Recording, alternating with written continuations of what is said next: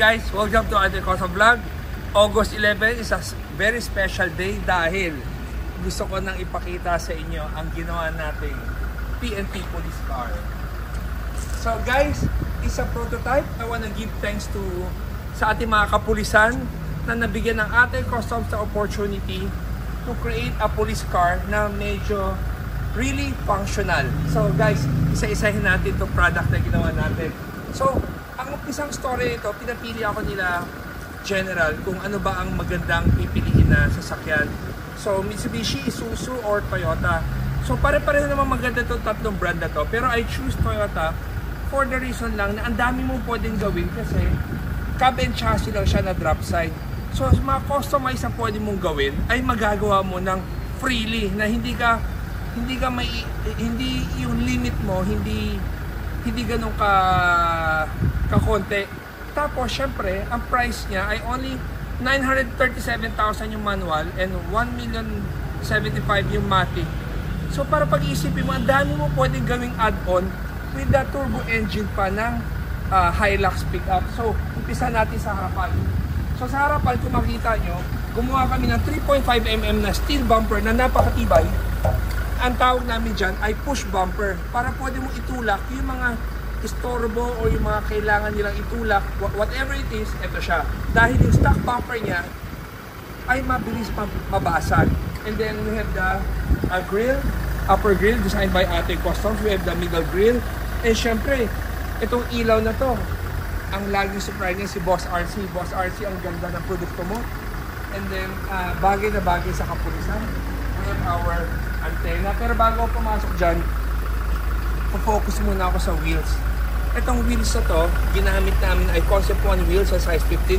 Actually, hindi pa ito yung actual na wheels niya dahil papalitan namin ng mas specs pa niya. Nagkataon lang, wala na kaming oras kasi for you to make a mold of the wheels, it will take you 3 months. So, hahabulin namin next. Pero syempre, itong pump and tires na gusto ko ipakita sa inyo, napaka-special itong sa mga hindi nakakaalam ng pump and tires or ikaw ay merong SUV at gusto mo mag-all-terrain tire, sinasabi ko na ngayon, 2024, number 1 tires in the whole world ay Falken all-terrain. So, ang pwera sa mura, sa stopping, acceleration, sa cornering, napakaganda ng Falken na to. And then, may 2-inch lift kami dito using the Dobinson's shocks. So, ang ganda ng ride. Sabi ng iba, napakatagtag ng tama raw. Pero syempre, kung meron kang tamang equipment like Tane suspension or Dobinson's, ma-achieve mo yung ganda ng ride. Same thing with mga Hilux pickup. Kung gusto mong gumanda yung ride, syempre, kailangan mo palitan ng suspension. Pero kung pan-delivery ka, hindi mo kailangan. So next, we go to the, syempre, special na ginawa ng Ate Customs, the bubble top. Yung bubble top na to, at the same time, meron tayong crew cab. So every time na tiyatanong ng tao, sana gumawa ang Ate Customs na crew cab. Tiis na tiis kami na gusto namin sagutin. Hindi lang namin masagot dahil sikreto. So now, I wanna present to you the crew cab na ginawa natin. And then, this bubble top kasi, may mga function yan. Itong bubble top na to, meron siyang lagayan. So pagbukas nyo, makita nyo, they have the military grade laptop. May holder siya na pwede mong galaw-galawin. And then, we have the 800 MHz na radio para lang yan sa mga PNP. Kasi sa mga civilian, you can only use mga 3.5 MHz. And then, yung ibabaw nito, ito yung sasabi kong lagayan ng mga gamit. We also have, using this screen, itong screen to napakatibay dahil ang sa likod dito ay preso ang natao dyan. So, we have the camera sa likod para makita may pinakalikod. And then, itong dashcam na to, it's a 3-way camera. Kita mo yung labas, kita mo yung driver habang magkausap sila at saka kita mo rin yung pinakalikod. So, pati interior ng upuan na ginawa natin ay may seatbelt din siya para sa mga masasamang tao or sa criminal or whoever isasakay nila dyan. And then, syempre, we have our drone. Itong drone na to, very special itong product na to. Dahil nag-iisa lang siya sa Pilipinas na merong ganyan. Special order namin yan from the supplier abroad dahil kailangan ng kapulisan natin something na product na wala pa at saka meron siyang airport dock. So tuwing lumilipad siya, sarili siya bababa dyan sa pinaka-dock niya. And then, itong likod na to, it's a pickup na, hindi siya drop side. Tapos yung continually ginawa namin itong flarings na to para maging identical doon sa harapan. Diba? So, imagine mo yung pinutol namin dito to connect this one. Napakahirap to sa mga nagmo-modify or nagko-customize. Naiintindihan nyo na hindi ganito kabilis gawin itong product na to. And then, itong crew cab na to, actually sa 100% na pinagawa sa amin, sumablay lang kami na 5%. The 5% goes to the door. Kasi sobrang tight na yung time namin. We have to present this unit na today to the generals. And tomorrow, papakita raw nila kay Presidente. So sana magustuhan nila itong katang isip ng Atoy Custom. Tapos sa likod, gumawa kami ng bed cover. Itong bed cover to. This one is still a prototype. Wala pa tong mold. Gusto lang namin i-share na nabubukas siya na pag ganyan. And then we have the mini Starlink nilagay namin dahil kailangan ng lahat ng equipment, ng system, itong Starlink para gumana lahat ng kailangan niyang mapagana dito sa unit na to. Tapos sa likod, ito yung customized bumper na ginawa natin. It's a 3.5 mm thickness na napakatibay niya. And then gumawa kami ng depth para kahit mabangga siya, hindi basag yung ilaw.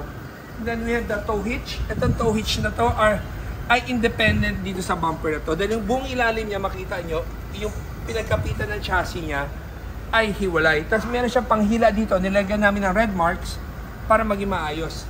Ang nag-support sa amin si SR Performance para magawa yan.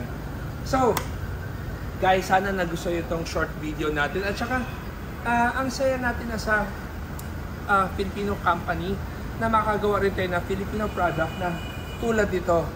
This one ay ginawa namin ng 8 buwan. So, pag yung sabi ng tao, ang crew cab, January pa lang naisip na namin yan, pero tumatahimik lang kami. So, nilabas namin itong crew cab na to nung Mia's Auto Show, which is April. Nung nilabas namin sa April, wala pa kaming planong gawing fully crew cab na pantao dahil iniisip namin, paano na kung nabangga? Maraming technical specs na yung baka. So, we decided na gawing cargo box, pero it looks like a double cab. Meron tayong opportunity gumawa ng bakal na mold. So, pag nagawa natin yun, pwede tayong mag-production ng bakal at pwede natin ibenta na literally crew cab na merong bubble top.